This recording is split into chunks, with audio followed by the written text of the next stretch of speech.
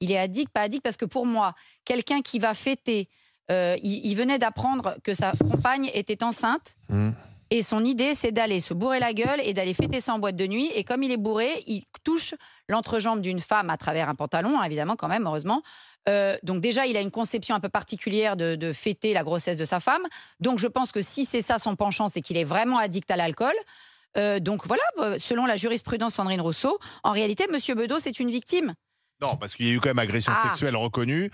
Il a embrassé, il a embrassé une femme qu'il ne connaissait pas. Il achète de la drogue à un mineur, il a mis la main mieux. dans l'autre jambe d'une autre femme qu'il ne connaissait pas. Et l'alcool est effectivement une circonstance aggravante, c'est pas une excuse. Voilà, donc voilà, c'est comme dirait l'autre, à géométrie variable. Ça, c'est la loi. Hein. Ceci étant, il a été viré de la boîte. Moi, qu'il reçoive une sanction pour avoir touché l'entrejambe de cette femme sans son consentement, ça me semble tomber sous le sens. Qu'il ait eu une condamnation au civil, qu'il ait une amende, qu'il ait une injonction de soins. On a l'impression que tu disais... Enfin, de là à lui mettre un bracelet électronique... Mais justement, quand dans le même temps, juste un point, quand dans le même temps, les bracelets anti-rapprochement, on n'arrive pas à les mettre à des hommes qui battent leurs femmes, excusez-moi, ça me laisse perplexe. Alors, Antoine le comportement de Nicolas Bedos doit être sanctionné, disons-le clairement.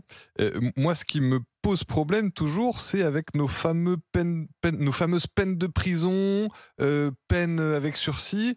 Finalement, qu'est-ce qui va arriver à Nicolas Bedos? Il va porter un bracelet électronique pendant 6 mois. C'est beaucoup quand même. Mais en fait, on est très loin de la peine annoncée. Ah oui, c'est sûr. On est toujours dans ça serait de la prison ferme. Et donc, la peine, c'est un an de prison, dont 6 mois avec sursis. Et dès qu'on met 6 mois avec sursis, on arrive donc à un quantum de peine inférieur à 6 mois, et donc c'est aménagé, c'est bracelet. Parce que c'est une première condamnation aussi. Mais oui, mais en fait, 6 mois de bracelet, c'est quasiment pas une peine. Il y a quasiment pas de conséquences. Il va vivre librement avec un bracelet. C'est plutôt une peine d'humiliation. On a le sentiment que, voilà, on fait un exemple, nous allons l'humilier publiquement en annonçant à tout le monde dans les médias qu'il est condamné à de la prison ferme, et en réalité, il aura un bracelet 6 mois.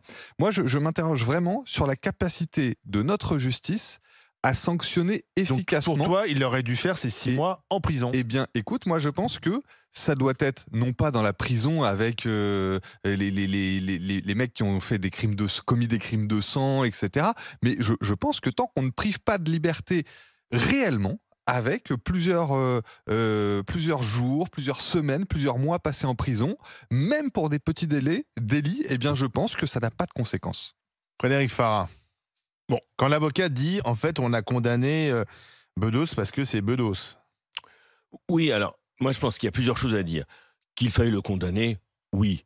J'aurais tendance à suivre Barbara dans ce qu'elle dit. Effectivement, condamnation civile ou autre, peut-être, là, ça va encore plus loin, ça devient plus dur. Est-ce qu'il est condamné aussi pour ce qu'il est? Oui, ça, à mon avis, après, il y a une condamnation, elle doit être prononcée, c'est d'accord.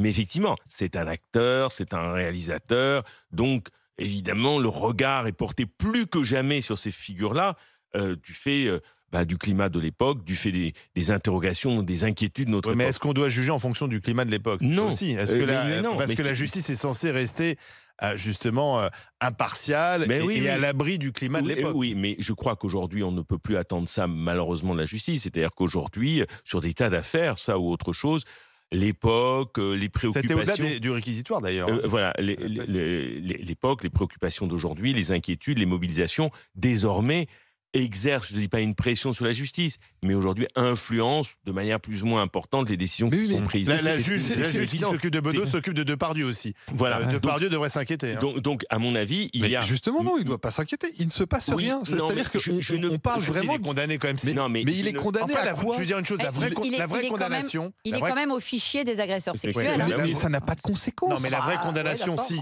Ça n'a pas de conséquences, pardon. La vraie condamnation, elle est sociale. C'est-à-dire qu'aujourd'hui, Bedos... Il ne tourne plus, il ne réalise plus, et il n'y a plus un producteur qui va lui dire là, écoute Nicolas, je vais te mettre 10 millions d'euros pour financer ton prochain film. En fait, la vraie condamnation pour ces personnalités publiques, c'est la condamnation sociale, c'est-à-dire qu'elle ne travaille plus. C'est-à-dire que Bedos, il avait fait une série qui a été diffusée sur Prime Video, en cachette quasiment. D'ailleurs, il avait hésité à la diffuser, il n'y a pas eu de promo, etc., parce qu'il y avait déjà cette affaire. Et vous allez voir, ça va être très compliqué pour lui de continuer à exercer son métier. policiers. Donc en fait, la vraie condamnation, elle est sociale pour les personnalités publiques. Non, mais c'est ça aussi. Le Depardieu, il tourne plus.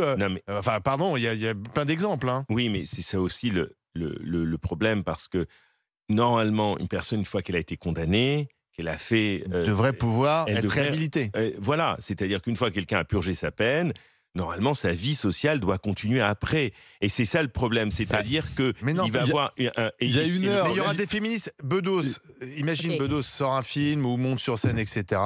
T'auras des féministes devant la salle pour dire c'est un scandale, etc. Alors qu'il a été condamné, qu'il a purgé sa peine. Mais je sais, et c'est pour cela que... La condamnation, elle devient à vie en plus. Mais voilà, attendez, c'est ça que je trouve... Juste un instant. C'est ça que je trouve inquiétant dans le fond, c'est que quelqu'un soit condamné, évidemment, c'est son cas, très bien.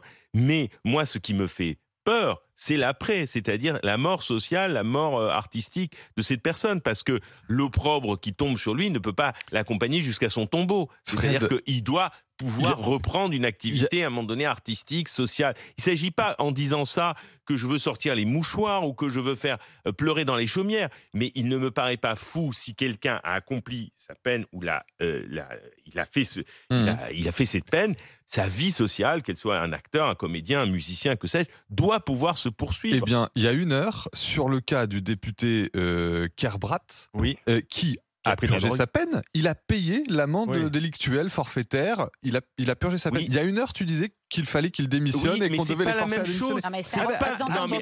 C'est pas la même chose. C'est un représentant du peuple. C'est un représentant du peuple, ce n'est pas un acteur. Eh bien, les personnalités ont le même genre de responsabilité sociale, d'exemplarité. Non, on n'en finit plus. Attendez.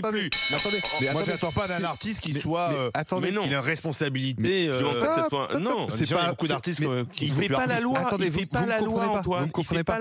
Vous ne l'attendez pas. Mais en réalité, on ne lui proposera plus de boulot parce que les gens n'iront pas le voir. C'est la logique économique. Non. C'est la logique économique. C'est pas les gens qui n'iront pas le voir. C'est le petit monde du cinéma qui est dans la posture morale, qui l'empêchera de faire des films. Je ne suis pas sûre que si Bedos... de ce petit monde.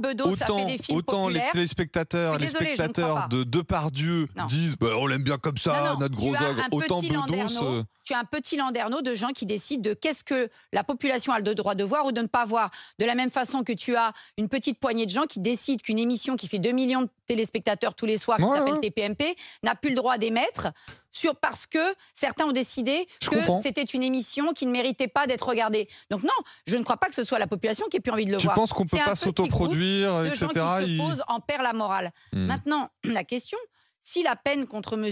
Bedos avait une utilité dissuasive envers les agresseurs, les lambda, le vulgum pecus, je me dirais, bon, c'est vrai que les gens vont se dire, oulala, si M. Bedos a été condamné à un bracelet électronique, je ne vais plus essayer d'embrasser une fille de force ou d'être juste un dragueur lourd.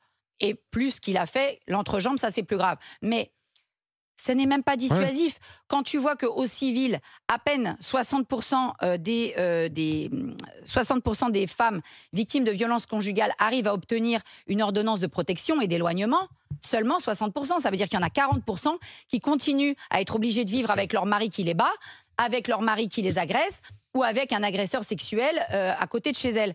Donc moi, je suis navrée. En plus, cette sanction-là n'est même pas dissuasive vis-à-vis des agresseurs sexuels. Donc ça ne sert vraiment à rien. C'est uniquement le pipeau des inquisiteurs moraux de la gauche caviar. Je voudrais qu'on donne la parole à Hervé et à Julie rapidement maintenant. Hervé, bonjour. Oui, bonjour. Vous nous appelez de Corbara, en Haute-Corse. Que pensez-vous de cette condamnation ? Moi, je pense que l'avocate, elle s'est trompée de com, parce que je trouve qu'au contraire, il s'en sort pas trop mal. Je pense que le français lambda, il aurait peut-être pris un peu plus à faire appel. Ça serait rigolo qu'ils prennent beaucoup plus. Moi, je suis désolé, on est en pleine lutte contre les agressions faites aux femmes, quelles qu'elles soient. Quelqu'un qui se permet de faire des attouchements, alors bien sûr, elle était habillée, voilà, donc forcément, il s'en sort bien, mais heureusement qu'elle était habillée. Les personnages publics, moi, je pense qu'ils doivent quand même donner l'exemple. Et quand ils ne le donnent pas, eh bien, en fait, il faut qu'il prenne comme les autres. Là, il va s'en sortir avec 6 mois de bracelet à la maison. Ça va rien changer à sa vie. Si ce n'est qu'il ne pourra plus sortir. Et encore qu'il pourra sortir. Le bracelet électronique, c'est contraignant quand même. Hein. Ouais, c'est sûr. Et celle qui s'est fait tripoter dans la boîte... je dis pas ça, bien sûr. Elle a obtenu gain de cause. Elle a obtenu condamnation. Le bracelet électronique, je connais aussi. Et oui, c'est contraignant parce qu'il y a des heures imposées. Mais après... Ouais, mais bon, après, ça va pas forcément trop lui changer la vie. Je trouve qu'il s'en sort bien. Et je trouve déplacé les propos de l'avocate. Après, ça n'engage que moi. Mais il a été condamné, il aurait même pu prendre plus, c'est ce que vous dites. Je pense qu'il aurait dû prendre plus, ouais. Après, la peine, on la ménage comme on veut, mais je pense qu'il aurait dû prendre plus. Parce que vous pensez que quand une femme se fait agresser par un ivrogne dans le métro, vous pensez que vraiment l'ivrogne il va être condamné à 6 mois de bracelet? Non, en réalité à chaque fois, le parquet lui-même dans l'affaire Bedos ne requérait pas du tout ces peines-là. C'est la juge qui a décidé de le sanctionner aussi durement. Donc en règle générale, croyez bien que dans les tribunaux, les sanctions pour le citoyen lambda, c'est jamais 6 mois de bracelet électronique. Je peux vous dire que les femmes qui sont victimes de frotteurs dans le métro, même quand elles portent plainte, le gars, il se prendra pas 6 mois de bracelet électronique. C'est un rappel à la loi, c'est rappel à la loi et c'est circulaire, il n'y a rien à voir. On est d'accord et c'est absolument anormal. Moi, je pense que quelle que soit la personne, la loi prévoit des peines, il faut les appliquer, que ce soit un frotteur dans un métro ou une personnalité publique. Oui, c'est peut-être ça qui change maintenant, Hervé, c'est qu'on applique les peines qui n'étaient pas appliquées auparavant. Merci, Hervé. Et Julie aussi est avec nous. Bonjour, Julie. Oui, bonjour. Vous appelez de Brest dans le Finistère. Que pensez-vous de cette peine? Alors moi, je trouve qu'elle est trop sévère. Je vais être le vilain petit canard ce matin, mais je pense qu'elle est trop sévère. Pourquoi? On parlait tout à l'heure justement des gens qui sont du citoyen lambda qui prendrait jamais ça. Et on est d'accord. Moi, je pense qu'il est victime de l'avènement MeToo et de toute la médiatisation qu'il peut y avoir autour de toutes ces histoires d'attouchement sexuel, etc.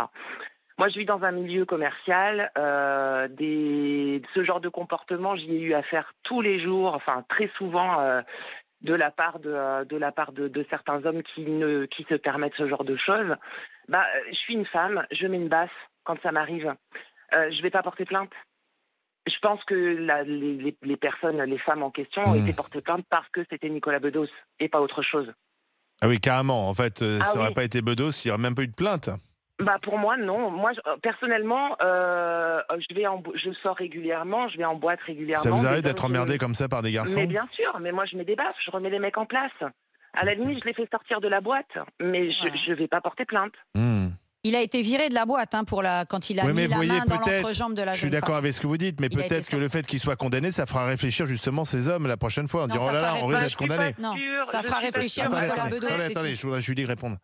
Je suis pas sûre. Après, je pense aussi que... Alors, moi, j'ai une vision très particulière de ça, parce que je vous dis, je suis entourée d'hommes régulièrement, et je pense que les hommes, aujourd'hui, sont extrêmement bridés et ne savent plus trop comment réagir. C'est normal. Moi, je trouve que c'est mieux que les hommes soient bridés sur les faits qui sont reprochés à Nicolas Bedos, parce qu'on n'a pas à embrasser quelqu'un qui est sans son consentement, et non plus à toucher quelqu'un, et en plus en étant alcoolisé. Donc, et puis, le problème, c'est que visiblement, il y a quand même un effet de répétition. Oui. C'est-à-dire qu'il aurait fait une seule fois, mais bon, visiblement, son problème, c'est quoi? Son problème, à chaque fois, il était sous alcool. Non, parce qu'à chaque fois, dans les 3 cas, comme la main sous l'entrejambe, la serveuse en mai 2023, qu'il a essayé d'embrasser de force. Il ne l'a pas embrassé de force. Et la troisième, c'est un fait de... La dame, elle avait porté plainte pour fait de harcèlement en 2018. Là, c'était juste de la drague lourde. Là, il a été innocenté. Là, ça a été innocenté. Mais dans les 3 cas, il était sous l'emprise de l'alcool. Donc, jurisprudence Rousseau, c'est une victime. Non, et oui, il est victime de son addiction à l'alcool. Mais là, Sandrine Rousseau, elle dira pas ça sur lui, ça c'est sûr. C'est là qu'on voit le ridicule des postures de certains. Oui, sans doute, parce que si on dit ça pour Kerbat, il faut dire ça pour Bedos. Ça, c'est vrai. Merci Julie d'avoir appelé au 32-16. Dans un instant, alors on va changer, on va s'intéresser au budget Barnier. Alors là, il y a une addiction, mais c'est l'addiction aux impôts et aux taxes. Et là, visiblement, mais ça fait longtemps que c'est nous dans ces cas-là. Voilà, et alors les victimes, c'est les Français. Ceux qui sont addicts, ce sont les députés. Mais ils ne se soignent pas, visiblement. Parce que ça y est, on y va. À tel point que certains disent, attendez, ce budget va tuer la croissance. C'est pas moi qui le dis, ce sont des économistes très sérieux. C'est aussi le patron du MEDEF. La croissance qui est déjà assez mollassonne, ça va la tuer. Et ça veut dire que le chômage va redémarrer. Bref, est-ce que c'est vrai ou pas? L'économiste Farah dit oui. On va l'écouter dans un instant sur RMC Story. RMC jusqu'à midi. Les grandes